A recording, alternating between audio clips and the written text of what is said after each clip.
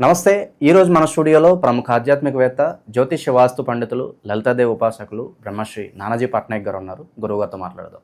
నమస్కారం గురుగారు. శ్రీమాత్రే నమః. గురుగారు, 2025లో 6 నెలలు కంప్లీట్ అయిపోయింది. ఇంకొక 6 నెలలు ఉన్నాయి. సో ధనుసు రాశి వారి పరిస్థితి రాబోయే 6 నెలల్లో ఎలాంటి పరిస్థితులు వీళ్ళు ఎదుర్కోబోతున్నారు? ఏదన్నా 2 ప్రధాన గ్రహాలు ఆధారంగా తీసుకుని వీళ్ళకి ఎలాంటి సిచ్యువేషన్స్ ఎదురవుతాయి, ఎలాంటి పరిహారాలు చేసుకోవాలి, మీ మాటలో వివరించండి.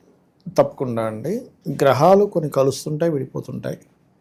అయితే ఇందులో మనకి ఇప్పుడు రీసెంట్గా కలవబోయే గ్రహాలు ఏమి ఉన్నాయి అంటే, ఈ ధనుర్ లగ్నం లేదా రాశి నుంచి ధన తృతీయాధిపతి అయినటువంటి శని 4లో ఉన్నాడు. ప్రస్తుతం వీళ్ళకి ఏంటంటే అర్ధాష్టమి శని నడుస్తుంది అనే దీంట్లో ఉన్నటువంటి వీరికి జూలై 13వ తేదీ నుంచి నవంబర్ 28వ తేదీ వరకు ఈ 4.5 నెలల పాటు వక్రించి శని వచ్చి రాహుని కలుస్తుంటాడు. కలవకపోయినా దాని దృష్టి వెనక్కి ఉన్నప్పుడు వాటి కాంబినేషన్ ఏర్పడుతూ ఉంటుంది. దీనివల్ల ఒక బెనిఫిట్ ఉందండి. 2 బెనిఫిట్స్ ఉంటాయి, జాగ్రత్తలు కూడా ఉంటాయి. ఏమిటది అంటే, ఒకటి అర్ధాష్టమి శని ప్రభావం తగ్గుతుంది. అంటే ఇప్పుడు సర్వసాధారణంగా నేను ఏం చెప్తానంటే, ఎవరైనా సరే ఒక గృహం కొనుక్కుందాం అనుకుంటున్నారు, వాహనం కొనుక్కుందాం అనుకుంటున్నారు, లేదా కన్స్ట్రక్షన్ స్టార్ట్ చేద్దాం అనుకుంటున్నారు, అర్ధాష్టమి శని సమయంలో చేయకండి అని చెప్తాను. స్లో డౌన్ అవుతుంది. అంటే ఏమీ లేదు, అక్కడ ఏదో కొంపలు మునిగిపోతాయని కాదు. మేస్త్రి పని చేయడు, వాడు డబ్బులు ఇస్తే వాడు డబ్బులు తీసుకుని వెళ్ళిపోతాడు, ఇది వస్తున్నా అది వస్తున్నా అంటాడు. ప్రొలాంగ్ అవుతూ ఉంటుంది. Because of Saturn is the prolonging planet.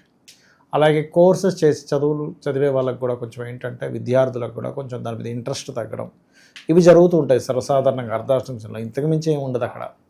అయితే దీన్ని కొంచెం మనసుకు తీసుకొని కొంచెం ఎక్కువ బాధపడుతుంటారు. అయ్యో ఇలా అయిపోయిందంటని. దీనివల్ల నింద పొందడం, 4లో చిన్నప్పుడు ఏంటంటే కొంత నింద కూడా కలిగిస్తుంటాడు. అయితే ఇప్పుడు ఈ జూలై 13వ తేదీ నుంచి ఈ 6 నెలలు చెప్పుకునేటువంటి విషయాల్లో 13 నుంచి ఎప్పుడైతే శని వక్రిస్తున్నాడో, ఇది పక్కాగా ఏం చేస్తాడంటే ఇక్కడ ఈ అర్ధాష్టమి శని ప్రభావాన్ని తగ్గిస్తాడు. ఎప్పుడైతే ఈ ప్రభావం తగ్గుతుందో, రాహువు శని ఇద్దరు మనకి, రాహు ప్రధానంగా ఇప్పుడు మనకి కుంభంలో ఉన్నాడు. ఆ కుంభంలో ఉండే రాహు మీదకి శని ప్రభావం. దీనివల్ల ఏమిటంటే కొంత రిలీఫ్. గతంతో పోల్చుకుంటే కొంత అమ్మయ్య నాకు కొంచెం మానసికంగా కొంత స్ట్రెస్ తగ్గింది, కొంచెం పనులు మూమెంట్ అవుతున్నాయి, ఇవి వీళ్ళు చూస్తారు. ఇది ఎప్పటి వరకు? నవంబర్ 28వ తేదీ వరకు. నవంబర్ 28 దాటిందంటే మళ్ళీ స్ట్రైట్ అయిపోతాడు శని. సో అక్కడి నుంచి మళ్ళీ అర్ధాష్టమి శని ప్రభావం ఉంటుంది. ఆ సమయం నుంచి మాత్రం మరలా వీరు ఎడ్యుకేషన్ కానివ్వండి, తల్లిగారు ఆరోగ్యం విషయంలో కానివ్వండి, ఏదైనా ఒక ల్యాండ్కి మనం ఇప్పుడు ఎలాంటి కన్స్ట్రక్షన్ ఒకటే కాకుండా మనం ఏదైనా భూమి కోసం ధనం ఇస్తున్నాం, ఒక్కోసారి ఏమవుతుంది, మనం కరెక్ట్ పర్సన్ ఎంచుకోకపోతే వాళ్ళు ధనం తీసుకుంటారు, రిజిస్ట్రేషన్ చేయరు, ఇదిగో అంటారు, అదిగో అంటారు, పేపర్లు అక్కడ ఉన్నాయంటారు, ఇక్కడ ఉన్నాయంటారు. పర్టికులర్గా పేపర్స్ మొత్తం పర్ఫెక్ట్గా చూసుకొని అన్ని డాక్యుమెంట్స్ ఉన్నాయి, నిర్ధారణ తీసుకొని అన్ని క్లియర్గా ఉన్నాయి అన్నప్పుడు పెద్ద మనిషిని మధ్యలో పెట్టుకొని చేయాలి ఎప్పుడు కూడా ట్రాన్సాక్షన్స్. లేకపోతే ఇవాళ రేపు రోజులు బాగాలేవు, మనకు తెలియదు కదా. సో అందుకని అర్ధాష్టమి శని నడిచేటప్పుడు ఈ జాగ్రత్తలు ఖచ్చితంగా తీసుకోవాలి. సో ఇది మెయిన్గా చూసుకోవాలి. శనివారాలు అస్సలు చేయకూడదు వీళ్ళు. సాటర్న్ 4లో ఉన్నప్పుడు శనివారం ఈ ఎడ్యుకేషన్ రిలేటెడ్గా జాయిన్ అవ్వడం, కోర్సెస్లో జాయిన్ అవ్వడం కానీ, తల్లిగారు ఆరోగ్యం విషయంలో సాటర్డే ఏదో అయింది, తల్లిగారికి కొంచెం అనీజీగా ఉంది, నెగ్లిజెన్సీ చేయకూడదు. ఎందుకంటే దాని ప్రభావం ఆ రోజే చూపిస్తుంది. ఇవి ప్రధానంగా చూసుకోవాలి. అలాగే ఇంకోటి ఏంటంటే, 3వ స్థానంలో ఏదైనా పాపగ్రహాలు ఉన్నప్పుడు ధైర్య పరాక్రమాలు పెరుగుతాయి. అంటే మనం మొండిగా కొన్ని పనులు చేయడానికి గ్రహాలు తోడ్పడతాయి.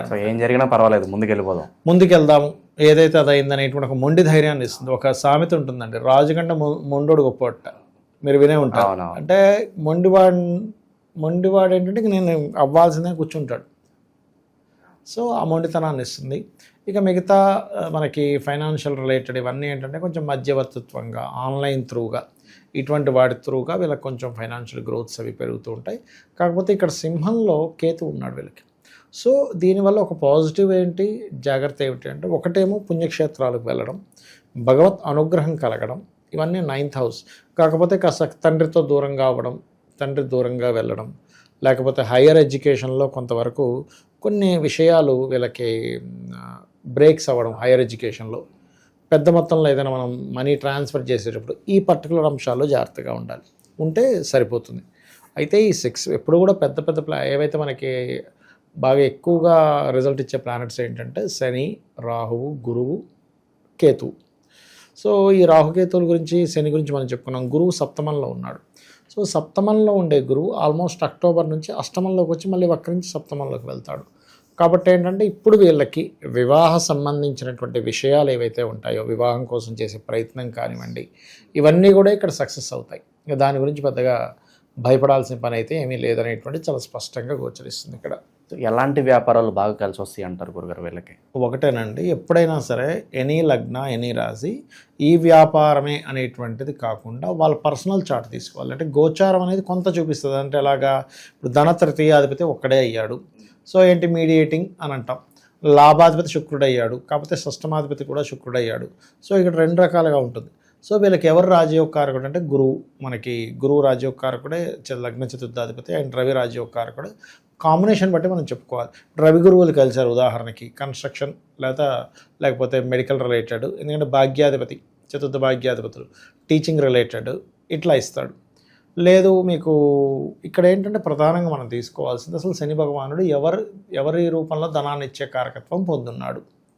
ఇప్పుడు ఒక తల్లికి 4 పిల్లలు పుడతారు. ఒకే తల్లిదండ్రులు పుట్టారు కదండి, ఒకలాగే ఉండాలని రూల్ లేదు. వాళ్ళ రూపురేఖలు వేరు, వాళ్ళ అలవాట్లు వేరు, వాళ్ళ బిహేవియర్ వేరు, ఎట్ ఏ సేమ్ టైం వాళ్ళ చదువులు వేరు, వాళ్ళ జీవితాలు వేరు. అదేమిటంటే ఒకరికే పుట్టారుగా ఒకలాగే ఎందుకు లేరంటే ఉండరు అంతే.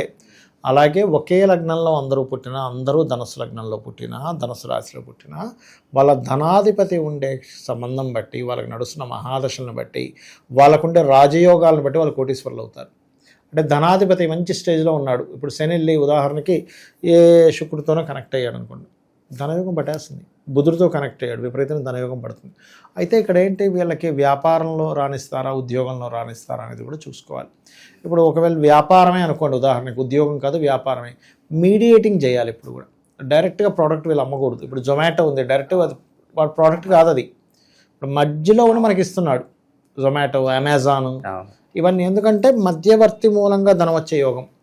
దీంతోపాటు ఎప్పుడైనా మనం వ్యాపారం చేయాలంటే వీనస్ అండ్ ముఖ్యంగా ఈ లగ్నానికి వీనస్ అండ్ మెర్క్యూరీ సహజంగానే వ్యాపారకారకుడు. బుధుడు బాగున్నాడు, ఆ రైట్ వ్యాపారం కలిసి వస్తుంది.